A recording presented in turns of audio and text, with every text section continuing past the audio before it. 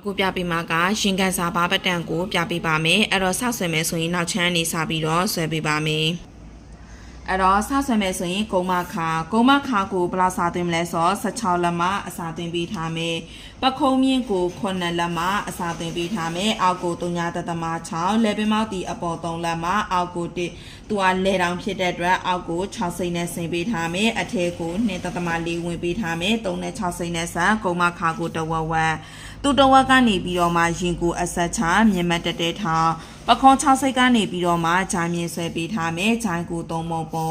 အောက်ဆုံးမှကနေပြီးတော့ရင်မြင်ဆွဲမယ်ဒုတိယမှကနေနောက်ရင်ကျဲမြင်ဆွဲမယ်6စိတ်ကနေမြင်မတက်တဲ့ထောင်နောက်ရင်ကျဲ9လက်မှရင်ဆွဲလက်မှဂျိုင်း10လက်မှနောက်ရင်ကျဲနဲ့ရင်မြင်နဲ့ကိုပေကွေးနဲ့ဆန်ပြီးတင်းနေရာကနေပြီးတော့မှတင်းချီ9လက်မှရင်နဲ့ခါနဲ့ကို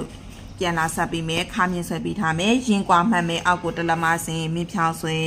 ခါနေရကနေဘဲလေးစိညာလေးစိဒါဆိုရင်နောက်ချမ်းအဲ့တော့ဒီနောက်ချမ်းရပြီဆိုရင်နောက်ချမ်းနဲ့ပုံစံတူတစ်ခုကိုတွားပေးပါမယ်အဲ့တော့ဒီမှာနောက်ချမ်းနဲ့ပုံစံတူတွားမယ်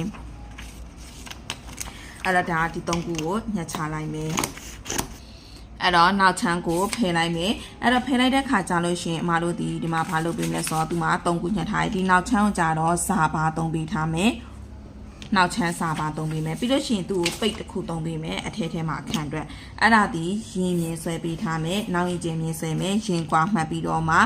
အောက်ကိုတလမစင်မြင်ဖြောင်းဆွဲခါနီယာကနေဘဲလေးစိညာလေးစိပြီးပြီဆိုတော့မှဒီအောက်ကို2လက်မစင်သူ့2လက်မစင်တဲ့နေရာနဲ့ပေကွေးနဲ့ဝါပြီးထားမယ်ဟုတ်ပြီနော်အဲ့ဒါဝါပြီးပြီဆိုရှင်တောက်ဒီဘလောက်တောက်ထိုးမလဲဆိုတော့အပေါ်ကို2စိဘဲညာ2စိစီထိုးပြီးတော့မှဒီတောက်ကိုတိမ်နဲ့ကတ်လိုက်မယ်အဲ့တော့ဒီတောက်ကိုတိမ်နဲ့ကတ်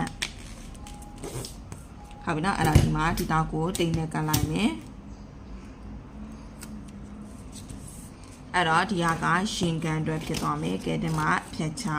အဲ့တော့ဒါဒီ B2 ဒါဒီဘာအတွက်ဖြစ်မလဲဆိုတော့ရှင်ကန်အတွက်အဲ့ဒါပြီးပြီဆိုရင်နောက်ချမ်းပုံစံတူတစ်ခုအဲ့ပုံစံတူတစ်ခုမှာရှေ့ချမ်းကြောင်မယ်ရင်မြင်ဆွဲမယ်ရှင်းကျင်မြင်ဆွဲမယ်ပြီးပြီဆိုမှပခုံးကနေမှလေးစိတ်ဆင်ပေးထားမယ်ရှင်းကျင်ကိုလေးစိတ်ဝင်ပြီးတော့ရှေ့ချမ်းချိုင်းကိုဝိုင်းရှင်ကွာမှတ်ပြီးတော့ရင်ထိတ်ချမြင်ဖြောင်းဆွဲခါနေရကနေဘဲလေးစိညာလေးစိရှေ့ချမ်းဖြစ်တဲ့အတွက်မှာတော့နိုးတောက်ကိုတလက်မတောက်အစာတင်ပေးထားမယ်အဲ့တလက်မတောက်အစာတင်ပြီးပြီဆိုရင်ဂျိုင်းတောက်ကိုဘယ်လောက်တောက်အစာတင်မလဲဆိုတော့တလက်မတောက်အစာတင်ပေးထားမယ်လဲတောက်ဖြစ်တဲ့အတွက်လဲပင်ပေါက်ကို၄ခွဲဆောင်ပြီးတော့မှပေကွေးနဲ့ဝိုင်းအဲ့ဒါပေကွေးနဲ့ဝိုင်းပြီးပြီဆိုရင်ဒီမှာဒါကရှေ့ချမ်းအဲ့တော့ဒီရှေ့ချမ်းလေးကိုအရင်ညှက်ချမယ်ခါတောက်ကိုဖြတ်ချမယ်ပြီးဒီမှာရှေ့ချမ်းရဲ့ဂျိုင်းပခုံးမြင်ပြီးဒါကရှေ့ချမ်းရဲ့လေပင်ပေါက်ဒါတွေအကုန်လုံးဖြတ်ချလိုက်မယ်အဲ့တော့ရှေ့ချမ်းရသွားမယ်ပြီးတော့မှနိုးတောင်းနဲ့ဂျိုင်းတောင်းနဲ့ကိုတိမ်နဲ့ကပ်မယ်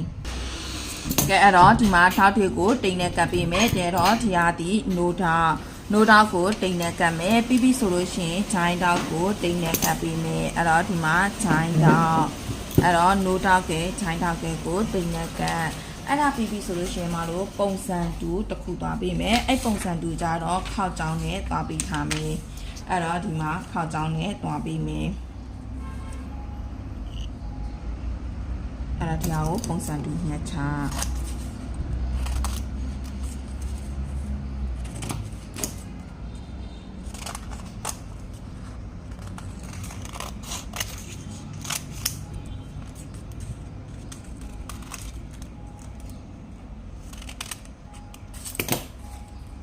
ဟုတ်ပြီနော်အဲ့ဆိုခေါက်ကြောင်းခဏဖယ်မယ်ဒီမှာရှင်ကန်ပြောင်းမယ်ရင်ကန်ပြောင်းတဲ့ခါကျရင်သူ့ရဲ့ရင်ထိတ်ကနေမှအပေါ်ကို3လက်မတက်အဲ့3လက်မတက်တဲ့နေရာကနေပြီးတော့ဘယ်ညာလေးစိတ်စားပေးထားမယ်အဲ့တော့ဘယ်လေးစိတ်ညာလေးစိတ်ကိုစား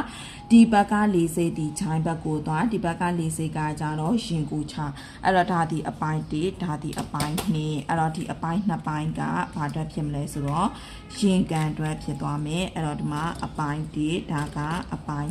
2ကဲဒါဆိုရင်ရှေ့ချမ်းကဒီမှာ2ပိုင်းဖြစ်မယ်အဲ့2ပိုင်းဒီဒါကရင်ကန်အတွက်3ပေးထားမယ်ကဲဒါအပိုင်း2ပိုင်းပြီးပြီဆိုရင်စာဘာအတွက်3ပေးမယ်စာဘာအတွက်3တဲ့ခါကျရင်ဒီမှာပတန်ကိုပြန်ဖြန်းချ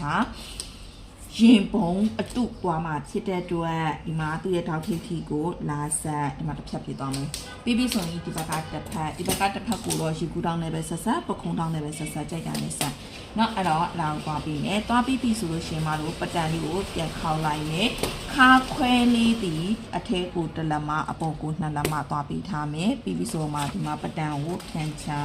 ဒါချင်းပုံအတူလုံးကွနဲ့ကုတ်ပေးလိုက်ဟုတ်ပြီနော်အဲ့တော့ဒီလိုမျိုးသွားပြီးလိုက်မယ်အဲ့တော့ဒီဟာဒီမှာဒီလိုထွက်သွားမယ်ကဲအဲ့တော့ဒီထဲကအတွင်ချမ်းဒီတဲနဲ့ပဲသွားဒါမှမဟုတ်ဒီလိုမျိုးနဲ့ပဲတစ်ခါနဲ့ပဲဆက်เนาะအမတို့ကဒီလိုမျိုးဆက်လိုက်မယ်ဆက်ပြီးတော့မှကိုလုံးတင်လိုက်မယ်เนาะအဲ့လိုမျိုးသွားလဲရတယ်ကြိုက်တဲ့နီးနဲ့သွားဒီလိုမျိုးမဖြတ်ပဲနဲ့အထဲထဲကအတွင်ချမ်းကြတစ်ခါကြတော့အပြည့်သွားပြီးတော့မှဒီကွာဟာတစ်ထပ်ကိုအလှဖိလဲရတယ်ဒါမှမဟုတ်ဒီလိုမျိုးဆက်ပြီးတော့ကိုကျိုးနဲ့ဖိလဲရတယ်ကြိုက်တာနဲ့သွားပြီးเนาะအဲ့တော့အမကူဆွဲပြတဲ့အင်ဂျီပုံကဒီပုံစံလေးပါ